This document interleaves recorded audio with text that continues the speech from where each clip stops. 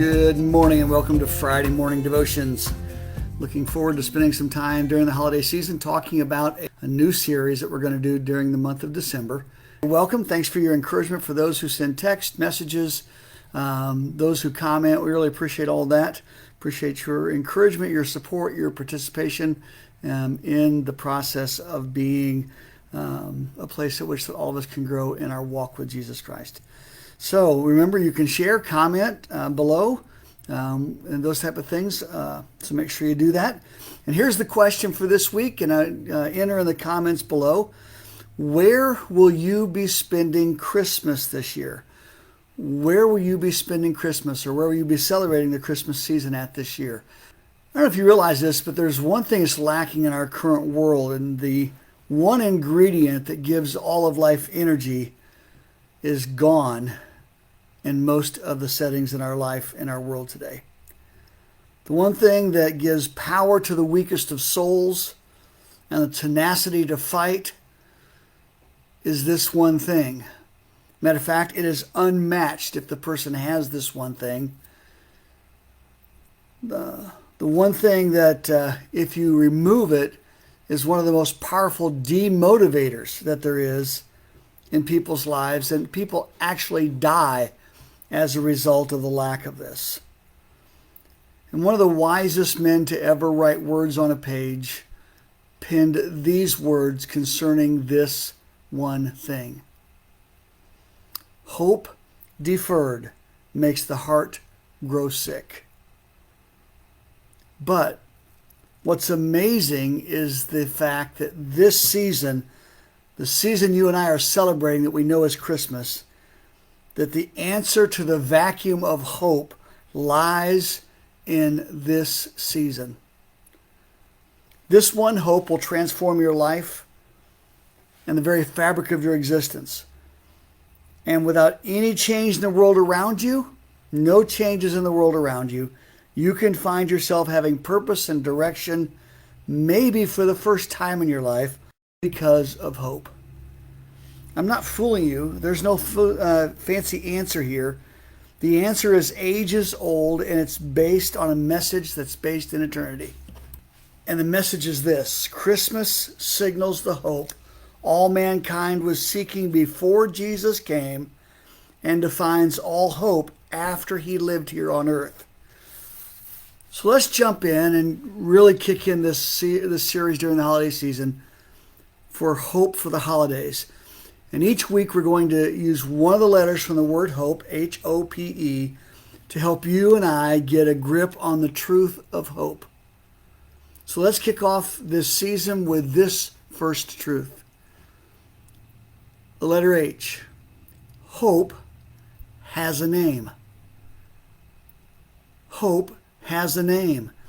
Listen to Luke's retelling of this glorious story known as Christmas. It's found in the first chapter. In the 6th month, the angel Gabriel was sent from God to a city of Galilee named Nazareth to a virgin betrothed to a man whose name was Joseph, in the house of David. And the virgin's name was Mary. And he came to her and said, "Greetings, O favored one, the Lord is with you." But she was greatly troubled at the saying, and tried to discern what sort of greeting this might be. And the angel said to her, "Do not be afraid, Mary, for you have found favor with God. And behold, you will conceive in your womb and bear a son." And here it is. "And you shall call his name Jesus." Jesus. That will be his name. Matthew calls him Emmanuel, God with us. Why? Because hope has a name. You may remember that old gospel song from years gone by, Jesus, Jesus, Jesus. There's just something about that name. Kings and kingdoms will all pass away, but there's something about that name. Take hope in the reality that despite the turmoil and the struggle and the ups and downs of life, especially it seems in the last couple of years, take heart in the fact that hope has a name, and its name is Jesus. That hope is something that visited us here on this earth, Emmanuel, God with us, and the name of that hope is Jesus. And no matter what happens in life, no matter what happens in this world, no matter what transpires or what evil seems to gain footing, no matter how many attempts people try to be at fixing or even being good, no matter what ups and downs there are, hope is in Jesus. No other place. There is no hope outside of Christ. There is hope that you and I think has substance. It brings our hearts some joy. It brings our faces some smiles.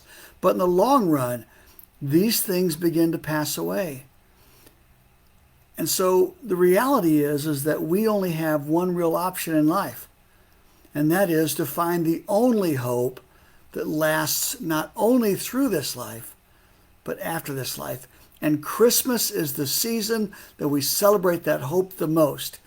It may lose its place as far as the message not getting out, and you may recognize that there's many places that the message doesn't get out during the Christmas season, but make no mistake, the reality is that we celebrate Christmas because of a man named Jesus.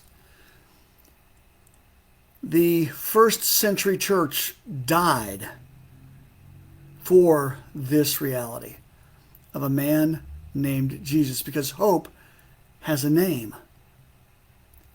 They died for that name. They died because of that man.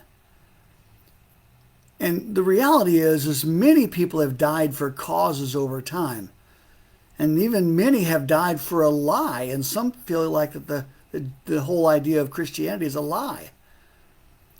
But the reality is Christianity has its place in history.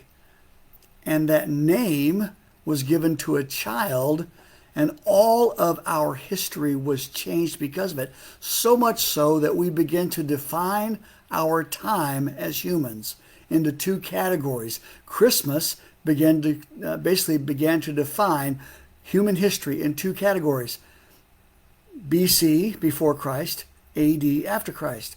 Or, for those of you who are more modernist, BCE, before Common Era, and CE, Common Era.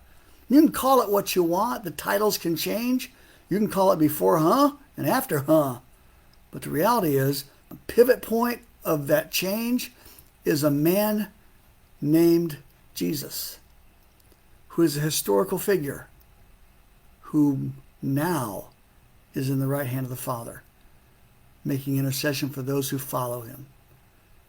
Hope has a name. You see, men have died for a lie before, but it's because they thought it was the truth, not because they knew it was a lie. Men don't die for a lie when they know it's a lie. The reality is that a manger and a stable in a city called Bethlehem, that the hope of the world was born there. And this is what the angel said to Mary: "And you shall call his name Jesus."